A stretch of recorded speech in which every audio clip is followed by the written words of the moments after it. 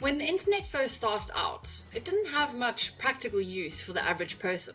The advent of blogging made the internet much more relevant to the average person, democratizing the publication of content and giving rise to a new kind of personal freedom, where content wasn't only controlled by TV or by newspapers, but as a content creator, blogs provided the average Joe with the opportunity to publish their writing and to share it with the entire world. Blogging also opened the doorway to social media, company blogs, and gave rise to the digital nomad. Welcome to your professional diploma in blogging and content. This is lesson 1, and we are going to be looking at an introduction to blogging. This lesson is going to start laying the foundation for our future lessons. In this lesson, you are going to learn how to describe, and you will understand what exactly a blog is, as well as list the different types of blogs, and you'll be able to outline the technical requirements and skills necessary for starting and maintaining a blog. Do you know what the technical requirements for starting a blog are? This is still to come in lesson 1, so stay tuned till the end of the lesson to find out what the answer is. But let's jump into the evolution of blogging. Before we start with the evolution though, what exactly is a blog? A blog can be defined as a regularly updated website or web page, typically run by an individual or small group, that is written in an informal or conversational style. Now, this is a very generic kind of definition because depending on the branding that your blog will have or the purpose of your blog, for instance, if you are using a blog for your business, then it will still be formal and professional. But we are going to be looking more at how to blog for businesses in the next lesson, which will be lesson 2. But let's start with looking at the history of blogging and how blogging evolved over the years to what it is today. In 1994, we had Justin Hall, who is considered the founding father of blogging. And he was a college undergrad at the time, but he created the first web diary. And in 1997, the origin of the word blog, which was originally called a weblog, and that was by Jean Barger, who created the website Robot Wisdom. Apologies for my pronunciation. Could be incorrect, but we're going to go with that. And the word weblog was termed or coined by him, and it was later shortened to blog by programmer Peter Merholtz around 1999. And the reason it was called a weblog mostly was because of the fact that the original kinds of blogs that we saw were mostly just text and links. For instance, Justin Hall's web diary was literally a bunch of links that he enjoyed or that he found interesting.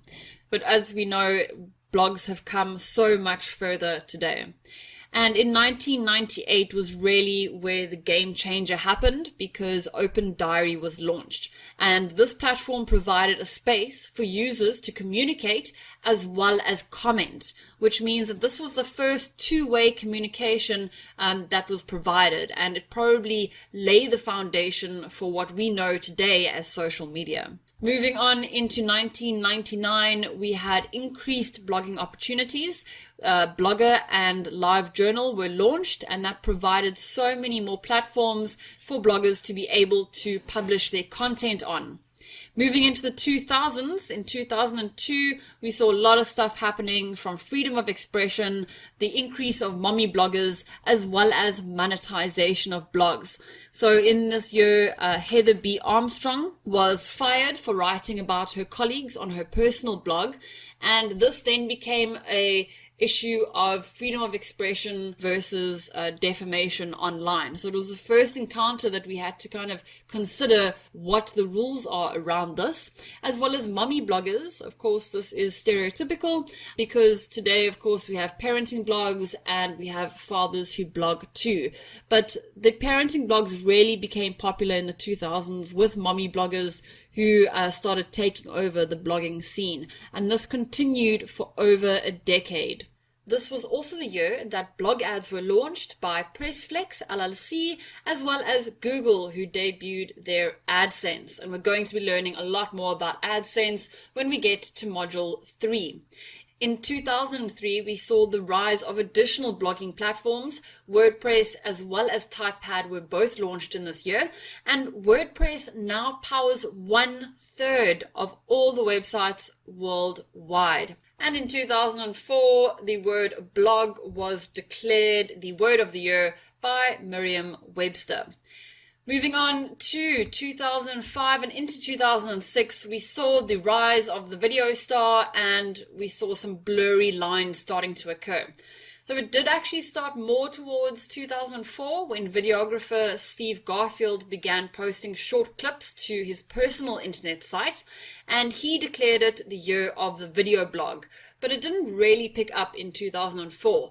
It took off in 2005 along with the launch of YouTube, because YouTube provided a platform for online users to publish their personal videos. We also saw that blogger Garrett Graff was the first to be granted White House press credentials, and the Huffington Post launched in the same year. So what this really meant for blogging was that the lines between the news agency and the blogger began to blur, because the Huffington Post is actually a blog site, and they have a mix of syndicated and original content from staffers, columnists, and unpaid bloggers. So here we saw that news was coming from individual writers, journalists, as well as blogs that became news sites. So the traditional news agency was coming into question at that point. And into 2006 and 2007, we saw the rise of microblogging as well as the Bloggers Code. So we saw Twitter launching with its 140 characters in 2006, and Tumblr launched just after that. Tumblr was described as a platform for users who may not have enough time to write a full blog, but still want to write and share links and media. And in later lessons going into Module 2, we are going to be discussing how to use social media in conjunction with our blogs. And then we have Tim O'Reilly, who proposed the Bloggers Code of Conduct, and this was after the amount of kind of negative commentary that we saw coming through on blog posts. And, it basically just provides bloggers with their rights and how to handle trolls. So it is a good thing to go and read, and there is a link in your summary notes to this.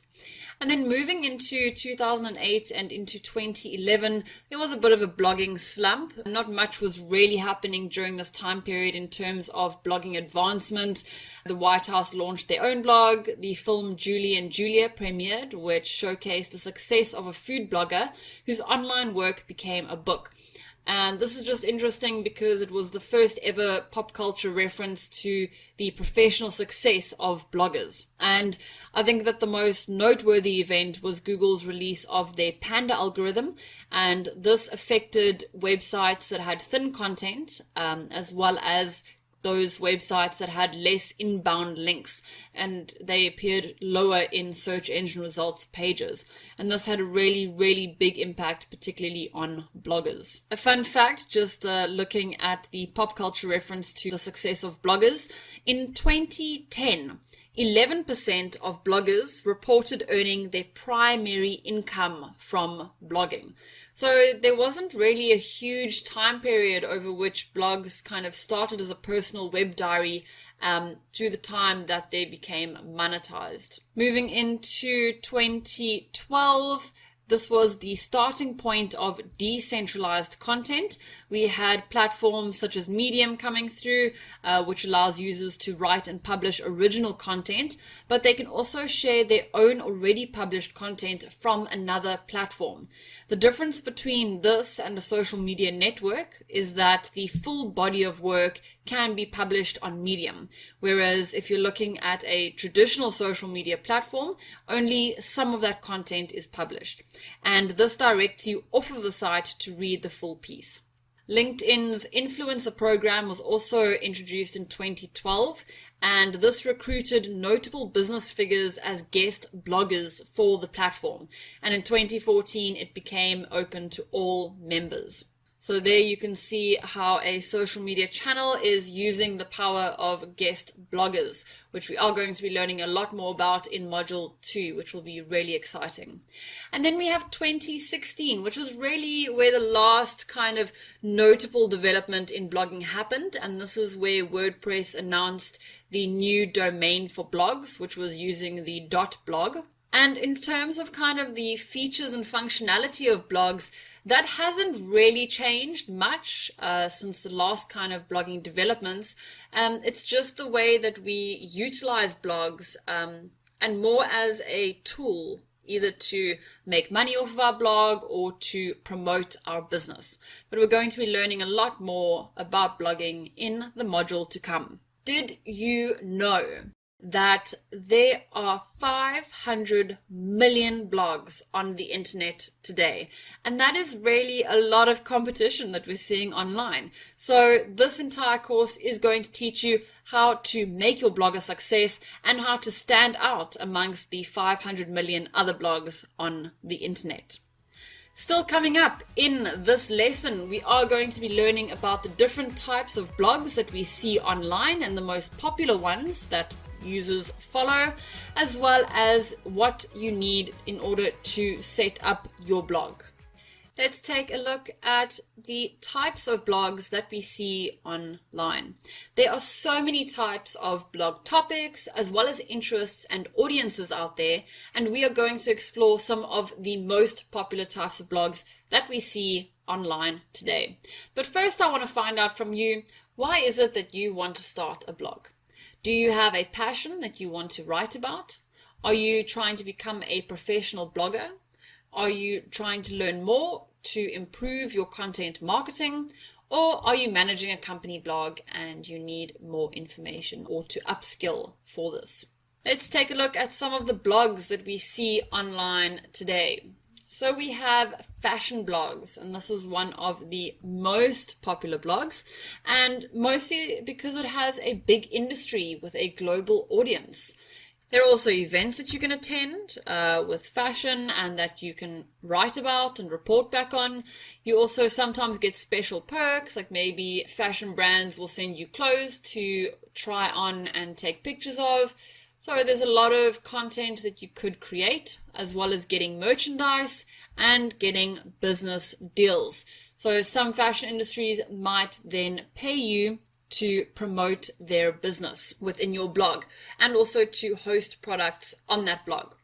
There's also food blogs, and the foodie culture or foodie revolution started in about the 80s into the 90s, and this really spurred the era of cooking shows, travel shows, which feature people eating foreign dishes, posting pics of dishes on Instagram, and that's really pushed food blogs to the top of the list of the most popular blogs that we see online today. And most bloggers that start off in this category begin with restaurant reviews. You are able to monetize a food blog through third-party restaurant ads. And most bloggers starting off in this category begin with restaurant reviews, moving into, from anything from restaurant openings into new food products, wine and beer tastings, and even into recipes, ingredients, healthy eating, fine dining. There is so much that you are able to expand into.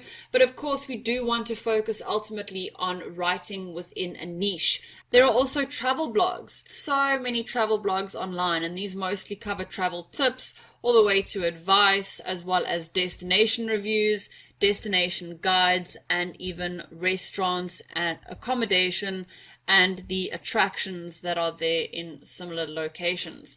And then we have music blogs, where you can cover music or artist news, as well as album or song reviews, new releases for music, trending music, and even music by genre or music by country. So of course it really depends on what your interests are and why you are starting your blog as to what you will be writing about.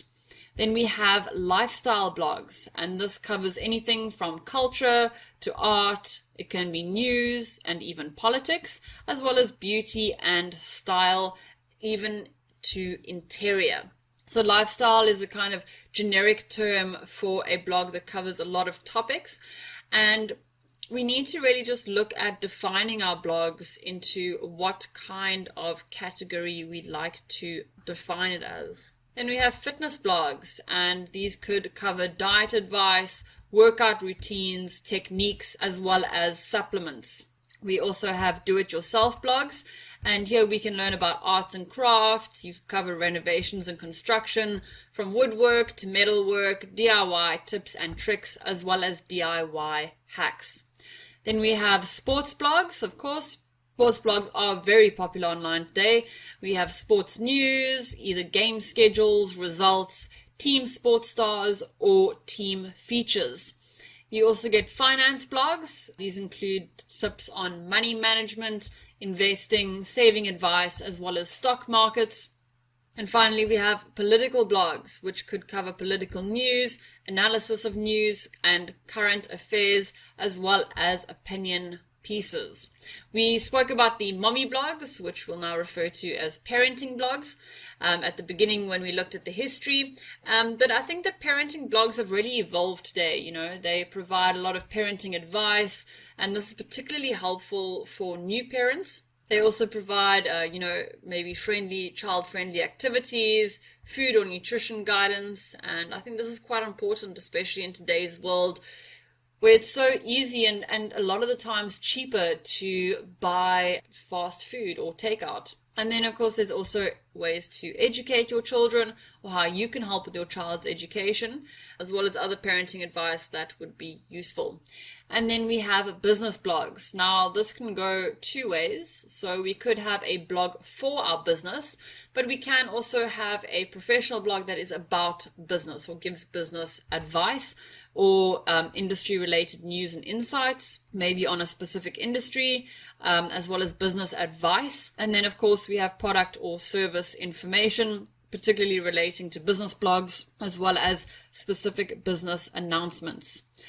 Then there's a category which covers personal blogs, and this is more kind of from the perspective of life experiences, what daily life is like. I'm sure that, we all have very similar experiences in life that we have to face, and these blogs can really be helpful as a support system for some people. A lot of writers also have personal blogs, as well as photographers to show off their work, and vloggers, which we are going to be talking a lot more about later in this module. And a lot of chefs also have blogs, and celebrities. Finally, we have movie blogs. Of course, this covers film industry news, as well as actor or director features. Definitely one of my favorite directors is Baz Luhrmann. If you haven't heard of him, check him out. So naturally, I would like to learn a lot more about him. So that could be interesting on a movie blog. It covers movie reviews as well as movie releases. So if movies is your game, then you definitely want to be starting a movie blog. We also have auto blogs, which mostly focus on luxury cars, sports cars, car reviews, models, events. Sometimes they have those road shows with old cars, as well as car maintenance and safety tips, and even can go as far as engineering and dealerships. So of course, with every blog, it depends on how much knowledge you have on a particular topic, and again, what you're passionate about. But when you start your blog, you're not immediately going to start with writing about all of these things. You will probably start with a very specific topic or niche, as we've said earlier, and then you will work your way out from there. But we're going to be learning how to do this in later lessons. We also have a news blog. News blogs are generally more localized, so they're specific to a certain location. They could also be news sharing, as well as opinion pieces covering politics, as well as technology, religion, and even science. So again, it all depends on what you are trying to cover with your blog. This could also relate to a already established news agency that has a blog. And then we have pet blogs. So of course we have our fur moms and dads, and these blogs generally cover pet care as well as any grooming advice or ways to look after your dog, pet food, what the best foods are, as well as training tips and advice, and could even go so far as fostering pets. And then we have gaming blogs, and these are kind of most recent blog types to rise through the ranks, and that will cover latest games, generally game reviews, gaming hardware, as well as events and game cheats.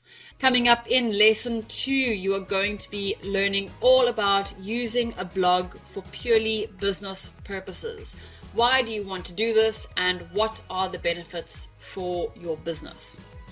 Let's quickly take a look at the blog requirements that you will need. So we have the technical requirements that you'll need in order to start your blog. The first one is a computer, which I assume that you have, although you could be watching this lesson on mobile, so that assumption is null and void. But you know, for writing, it's really best to do it on a computer, whether that's a laptop or a desktop. You know, you can make a lot of mistakes on mobile, and particularly when writing, you know, you need to be able to check your spelling, research your facts, so it is best that you have a computer. You will need internet access, again, which I assume you will have, as well as a content management system, and you will need hosting. So you will need someone to host your blog on a content management system. What exactly is a content management system? This is a software that facilitates creating, editing, organizing, and publishing content. And if we had to look at some examples of a content management system, they would be WordPress, Wix, Blogger, Constant Contact, Gator, and Squarespace. And this is still coming up in lesson 4, where we're going to be learning all about the different blogging CMSs that you can use, as well as the pros and cons of each. Some soft skills that will really help you with your blogging include patience. Okay, it does take time to build a following, to connect with an audience, and to market your blog. You will also need motivation, particularly if you are doing this in order to start making money from a blog and work from home. You will need the motivation to post consistently, and especially consider the long term. Again, you'll need perseverance. So you will need to keep on going, keep on trying, keep on working at it. You know, like any business or job that you have, you know, you will face challenges, and you will need to persevere and overcome those challenges in order to succeed.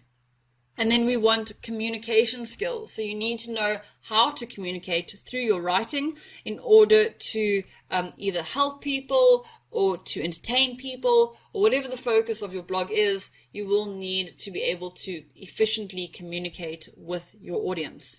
And then you will need organizational skills. So one of the success points of a blog is to be able to plan and organize.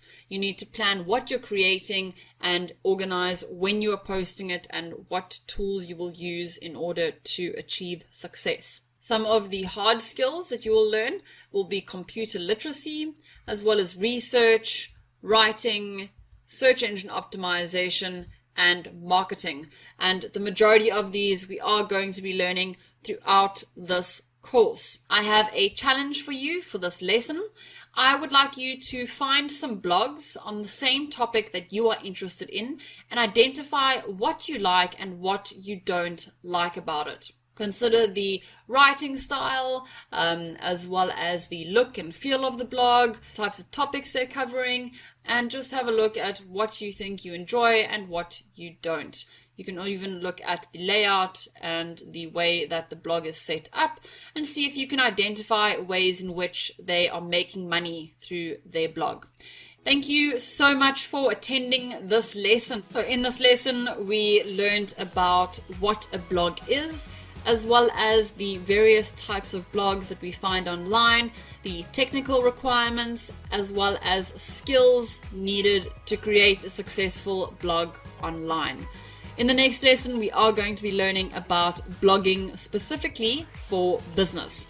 So I hope to see you there. I hope that you are excited to start looking at your blog topics and focusing on what it is you are going to create your blog around.